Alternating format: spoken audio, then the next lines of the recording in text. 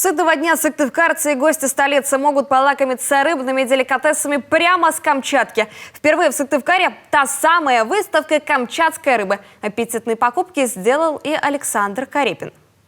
Десятки копченых и слабосоленых деликатесов. Семга, форель, омуль, кета, тунец, зубатка, легендарная камчатская чавыча. А еще красная икра и даже камчатский краб. Все сочное, жирное и бесспорно полезное. В высоком качестве рыбы покупатели не сомневаются. Я не впервые уже беру камчатскую рыбу, мне очень нравится. Вот именно по качеству, копченая вот достаточно. И, семга такая сочная. В цеха засолки и копчения рыба поступает прямо с траулеров. Кроме морской с Камчатки, в ассортименте и океанские породы – марлин, тунец, палтус и белорыбица. Рыбка находится в больших водоемах, она питается за счет своей среды, поэтому она очень полезна тем, что в ней полным-полно всяких кладезей микро-макро элементов, омега-3, 6, 9.